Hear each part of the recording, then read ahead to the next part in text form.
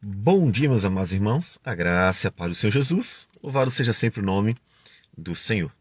O anseio pela concretização das promessas do Senhor é algo muito antigo, e muito antigo mesmo. De forma que a igreja, tanto do Antigo Testamento quanto do Novo Testamento, vem esperando que Deus cumpra a sua palavra e observando os sinais. Bom, no Antigo Testamento, nós temos a esperança judaica da vinda do Messias. Assim como no Novo Testamento, nós estamos aguardando a volta do Messias. E os sinais normalmente vão apontando que realmente está próximo de se cumprir. Foi o que exatamente aconteceu em Mateus capítulo 12, versículo 38 a 42, que dizem assim: Então, alguns escribas e fariseus replicaram: Mestre, queremos ver de tua parte algum sinal. Ele, porém, respondeu: Uma geração má e adúltera pede um sinal, mas nenhum sinal lhe será dado, senão do profeta Jonas. Porque assim como esteve Jonas 3 dias e 3 noites no ventre do grande peixe, assim o Filho do Homem estará 3 dias e 3 noites no coração da terra. Ninivitas se levantarão no juízo com esta geração e a condenarão, porque se arrependeram com a pregação de Jonas. E eis aqui está quem é maior do que Jonas. A rainha do sul se levantará no juízo com esta geração e a condenará, porque veio dos confins da terra para ouvir a sabedoria de Salomão. E eis aqui está quem é maior do que Salomão. Então, o Senhor Jesus, que em momentos anteriores estava chamando a atenção das pessoas para a questão da blasfêmia que os fariseus fizeram lá, tentando falar mal do Senhor Jesus, ele então é interrogado por escribas e fariseus. Normalmente era de uma forma bastante hipócrita. Em outros momentos, o Senhor Jesus diz que, sabendo da hipocrisia do coração, ou seja, quando eles diziam, mestre, queremos a isso, queremos aquilo, ou perguntando, normalmente tem uma maldade. O que eles querem é pegar Jesus em alguma palavra. Eles querem que Jesus vacile, dando alguma resposta errada, alguma coisa assim. E então, mais uma vez, eles estão tentando Jesus. Observe que, nesse momento, Jesus poderia ter ficado perplexo. Mas por que perplexo? Porque não fazia nenhum sentido pedir um sinal. Né? Queremos ver da tua parte algum sinal. Mas por que não faz sentido? Porque todo o tempo o Senhor Jesus está dando sinal. O João Batista, quando enviou 2 discípulos, perguntando, és tu aquele que estava para vir ou havemos de esperar outro? Em Mateus 11, diz que Jesus respondeu, ide anunciai a João o que estáis ouvindo e vendo. Ouvindo e vendo. E aí o que é? Os cegos veem, os coxos andam, os leprosos são purificados, os surdos ouvem, os mortos são ressuscitados e aos pobres está sendo pregado o Evangelho. Precisaria de mais algum sinal?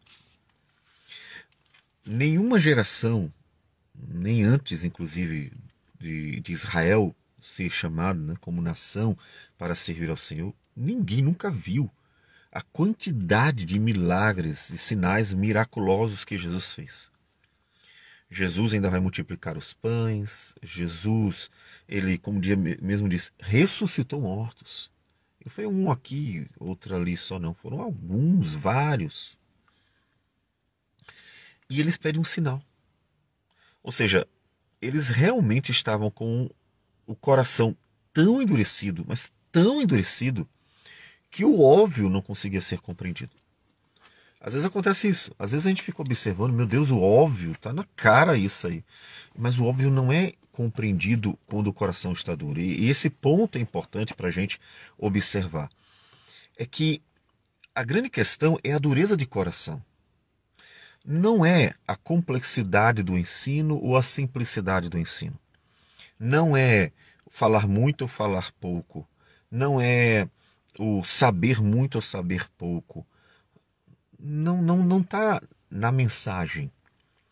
O problema das pessoas estarem rejeitando a mensagem, inclusive aqueles que estão dentro de denominações e os que estão fora das denominações, ou seja, rejeitando a palavra que é o chamado de Deus ao arrependimento, ao chamar essa geração a uma mudança de vida, não está na mensagem. Claro, existem pessoas pregando coisas erradas, mas o problema não está na mensagem. O problema está no coração das pessoas. Poderia se ensinar de uma forma tão simples que uma criança entenderia. Poderia se ensinar de uma forma tão profunda que um doutor se sentiria bastante alimentado. Olha que palavra erudita. Não é a mensagem. É a dureza de coração. Eles estão vendo. Jesus disse, quando os discípulos de João Batista apareceram, o que eles viam e ouviam. Minha gente, todo mundo está vendo e ouvindo. Quando Jesus estava diante do Sinédrio e começaram a questionar, a mesma coisa. Queriam pegar Jesus em alguma palavra. O objetivo não era aprender, o objetivo não era entender, o objetivo era tentar pegar Jesus em alguma palavra para acusá-lo. E quando começavam a perguntar, Jesus não respondia nada. E tem um momento que Jesus, rapaz, pergunta para o povo. Eu ensinei publicamente, eu ensinei abertamente, eu ensinei para todo mundo ouvir, eu não ensinei escondido. Eu não trouxe uma mensagem oculta. Eu não fiz nada para que as pessoas tivessem que me procurar de forma secreta. Eu preguei para todo mundo. Então pergunta para eles. Então observe que Jesus, inclusive, pregou para pessoas simples, bastante simples. Jesus tomou como discípulo pescadores, tomou como discípulo pessoas variadas de um conhecimento bastante regular e ensinou as pessoas de todos os níveis. Tinha diante dele doutores e tinha diante dele crianças, inclusive. E o Senhor Jesus não foi compreendido por mestres da lei. Mestres. Jesus, tanto é que ele vai exortar o Nicodemos, ele diz assim, você é um mestre, tu não entende o que eu estou dizendo? Vocês não são doutores? Então, a questão não está no conteúdo. Não está no conteúdo. Está no coração. A dureza de coração deles é tão absurda que eles estavam pedindo um sinal diante de algo tão óbvio. Não sabemos como foi a reação de Jesus, a expressão facial, quanto tempo levou para ele responder aquilo. A gente sabe as palavras. Mas aquilo deve ter chocado um monte. Porque é quando você recebe uma pergunta sem sentido. Cara, é sério que está perguntando isso?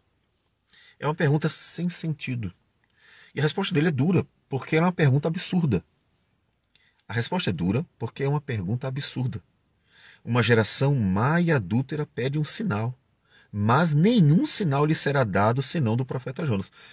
Só que, quando ele diz nenhum sinal será dado, só que tem uma questão. Já estava sendo dados sinais, sendo dados os sinais que Deus queria. Sinais. O profeta João Batista era o sinal. Aquele que viria para preparar o caminho do Senhor. Então, o profeta João Batista já era um sinal. Os milagres que Jesus fazia, milagres extraordinários, João não fez, mas Jesus fez em abundância, era outro sinal. E aí, nesses sinais, tem alguns mais específicos, né? Porque a multiplicação dos pães, por exemplo, esse é um sinal bastante específico que eles estavam esperando. Opa, esse é o homem que viria, que vai alimentar o seu povo, né? Trazer o pão do céu. Tanto é que Jesus em João 6 diz, o pão do céu sou eu, não é o pão que eu multipliquei, o pão do céu sou eu.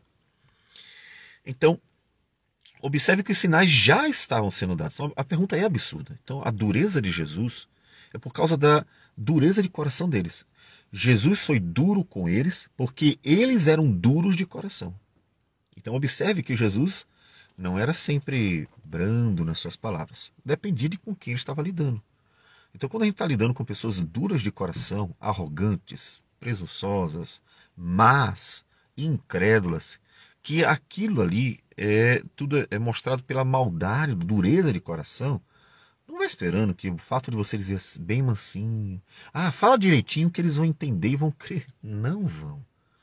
Lembre-se sempre que você evangelizar, discipular, pregar, que não é a forma como você fala que vai mudar se a pessoa vai reagir bem ou não. Por que não? Porque se você atribui a si mesmo, então você está dizendo que o poder para salvar alguém está no método, está no modo de falar ou está em você. Então toda vez que a igreja, as pessoas atribuem a métodos, modos, a forma, no caso de falar, e a própria pessoa, ou até mesmo a forma como é transmitido o conteúdo, ou seja, a complexidade ou a simplicidade, né? Toda vez que se atribui o pregador, ou aquele que está, o mensageiro, aquele que está transmitindo, seja em que contexto for, ele está tirando o foco da salvação. A salvação está no Senhor. A salvação não está na pessoa que prega. Ela está no Senhor. Então, não importa se a pessoa que está pregando, ela está falando difícil ou fácil, se ela está falando de um método ou outro. A dureza de coração vai impedir do mesmo jeito. Você pode falar de forma mais branda e vão dizer que você foi ruim em pregar a verdade. Você não vai negar a verdade. O foco é a verdade, tá? Se você prega mentiras, aí é outra questão. Aí vai encher a sua igreja, né? A denominação está enchendo, boa parte das denominações estão enchendo. Não vou dizer, obviamente, que isso é tudo, é claro que não.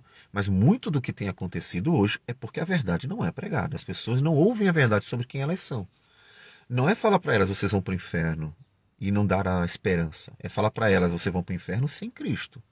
Mas Cristo está dizendo, vinde a mim, vós que estáis cansados, sobrecarregados, e eu vos aliviarei. Então a mensagem tem salvação, mas não desse jeito que você quer. A salvação está no Jesus, a salvação está em entregar a vida a Ele, a salvação está na conversão, a salvação está na nova vida, e assim vai. Portanto, observe que a dureza de coração deles é que impedia que eles vissem. Minha gente, os sinais são evidentes. Os sinais estão claros, está tudo acontecendo. Vocês não estão vendo? E o interessante é que isso nos chama a atenção para um outro momento, que nós também estamos esperando sinais. Pode ver que todo cristão está esperando. Vai acontecer isso, vai acontecer aquilo outro. Bom, eu já chamo a atenção, mas não vou entrar a fundo nisso, que muitos dos sinais que os cristãos de hoje estão esperando que ainda vão acontecer, já aconteceram. Olha a história da igreja. São 2000 anos, não são 2 dias, 2 anos, nem 20, nem mesmo 200, são 2000. Muito do que a cristandade está esperando acontecer, já aconteceu. E Jesus disse que assim como no dilúvio ia pegar as pessoas de surpresa, por que vai pegar as pessoas de surpresa? Porque elas não estão esperando. Como é que você pega uma pessoa de surpresa? Quando ela não está esperando. Não vai acontecer nada. Não vai acontecer nada. Não vai acontecer nada. Aí segue a vida, segue a vida. Por quê? Porque ela está esperando que aconteça quando alguma coisa chamar a atenção. E aí, quando menos espera, acontece. Então a volta de Jesus vai pegar as pessoas de surpresa por causa, não que Deus não deu sinal. Deus vai dar Deus está dando todos os sinais. Deus já deu até vários dos sinais. A dureza de coração é o problema. E as pessoas não estarem atentas, não observarem. Minha gente, é vocês que não estão atentos. Não é que não foi feito. Mas Senhor, o Senhor nem avisou. Mas eu avisei durante tanto tempo. Vocês é que não estavam atentos. Então, Jesus diz, não vou dar outro sinal não ser do profeta Jonas. Aí, qual é o sinal do profeta Jonas? O sinal do profeta Jonas, ele diz, porque assim como esteve Jonas 3 dias e 3 noites no ventre do grande peixe, assim o Filho do Homem estará 3 dias e 3 noites no coração da terra. Ele está se referindo à morte e ressurreição. Então, o fato de Jesus morrer, ao 3º dia ressuscitar, esse é o sinal que ele diz. Vou dar só esse sinal para vocês. Os outros estão óbvios, né? Óbvios demais. Então, ele daria esse sinal. E mesmo assim eles não creram. Né? Muitos creram, mas outros não. Mesmo todo o testemunho da ressurreição de Cristo. Jesus foi visto por mais de 500 pessoas. Mais de 500 pessoas. Ressurreto. Com as marcas da crucificação. Jesus foi visto comendo com as pessoas. O testemunho da ressurreição é muito amplo. E mesmo assim muitas pessoas não creram. Então, os sinais não são suficientes. É preciso quebrar o coração. É preciso ter um coração quebrantado. É preciso reconhecer. É preciso ter um coração aberto para ouvir o Senhor, para ver o que Deus está mostrando para você e realmente crer. E realmente dizer assim, Senhor, realmente é tudo isso que o Senhor está dizendo. Eu preciso mudar. E ele então cita dois casos do Antigo Testamento. Ele cita o fato dos ninivitas, um povo pagão, que foi exortado pelo profeta Jonas. O profeta Jonas foi enviado aos ninivitas. Lembre-se do livro. Era uma cidade de 120 mil habitantes. Diz Deus que o pecado já chegou num ápice, não dava mais para suportar. Deus manda Jonas para exortar a cidade, na verdade dizendo, daqui a 40 dias vocês serão destruídos. A mensagem de Jonas era muito objetiva. Daqui a 40 dias vocês serão destruídos. Mensagem do Senhor.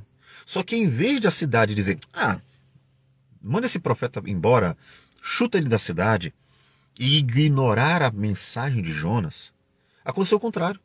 Aconteceu o que Jonas não esperava bem que acontecesse. Aconteceu que toda a cidade se converteu. Diz o texto que todo mundo proclamou um jejum, se humilhou, começou a orar. Ele não esperava tamanha conversão. É a maior conversão que nós temos depois da pregação de um profeta. 120 mil pessoas. E Deus então perdoou a cidade. Todos eles se arrependeram, pediram perdão e Deus perdoou. E aí ele está dizendo, ninivitas se levantarão no dia do juízo. Com essa geração, ele está se referindo à geração de Jesus, aquela geração que viu Cristo, e a condenarão, porque se arrependeram com a pregação de Jonas. E eis aqui está quem é maior do que Jonas. Essa mensagem pode ser aplicada hoje, claro. Você está vivendo um período que é melhor do que o do Antigo Testamento, porque Jesus já veio, Jesus tem sido pregado em todos os 4 cantos da terra, a palavra de Deus está toda nas nossas mãos, nós temos como ler e reler e examinar. Deus tem abençoado a sua igreja e preservado, apesar de todos os problemas internos e externos, todas as lutas. Então, nós temos uma exortação no dia do juízo, pessoas do passado, do Antigo Testamento, que creram numa mensagem que ainda era muito rudimentar comparada com tudo que nós já temos da palavra de Deus. E tem gente que não crê hoje. Você não faz isso. Por quê? Porque outras pessoas que creram numa mensagem mais simples. Quanto mais nós devemos crer, tendo toda a palavra de Deus em nossas mãos, todo o testemunho que já foi dado sobre a obra realizada por Cristo Jesus. E ele fala de outro também. A rainha do sul se levantará no juízo. O que houve? Na época de Salomão, ficou tão conhecida a sabedoria de Salomão por todos. Veja, pessoas contaram para a rainha de Sabá sobre a sabedoria do rei Salomão. Ou seja, ela ouviu o testemunho e foi conferir. Foi conferir a glória do seu reino, foi conferir a sua sabedoria, foi conferir. E quando ele foi conferir, chegou lá, ela disse para Salomão, me contaram da tua glória, do teu reino, da tua sabedoria. E ela passou vários dias lá. E ela disse assim, contaram um pouco, ainda é maior do que me disseram. E ela creu.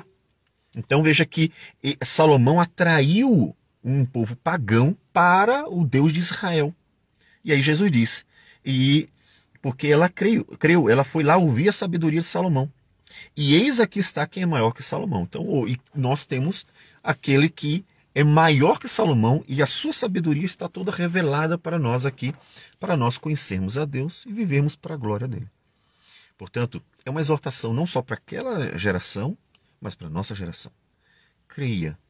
O Senhor Jesus, ele é maior que todos. E ele já realizou a obra. E o seu chamado é muito simples. Vinde a mim, vós que estáis cansados e sobrecarregados, e eu vos aliviarei. Como diz Mateus 11, 28. O chamado a andar com ele, a viver com ele, a entregar a vida a ele. Para que no dia do juízo, jamais você não se depare com essa situação tão complicada. Mas eu não crio porque eu não vi tantos sinais. Mas, meu amigo, olha quantos sinais foram feitos. E olha as pessoas do passado. que creram tendo algo muito menos amplo, uma mensagem tão mais simples. E creram. Não deveria você ter crido também? Então, creia você também. O Senhor Jesus tem feito e está fazendo e vai cumprir o final. Tudo o que nós precisamos é crer na mensagem e aguardar que Ele cumpra a sua volta. Vamos orar ao Senhor. Senhor Deus amado, bendito seja o teu nome. Te louvamos, te glorificamos, te exaltamos por tudo. E pedimos que nos ajude a viver para a tua glória, perseverar na pregação e que o Senhor quebrante corações, Senhor, para que os corações creiam. Não importando se a mensagem foi simples ou complexa, se foi curta ou longa, creiam, porque ela vem de ti. Que o Senhor receba nossa oração, nossa gratidão por tudo e tudo em nome do Senhor Jesus. Amém, Senhor. Que Deus abençoe a todos e tenham um bom dia.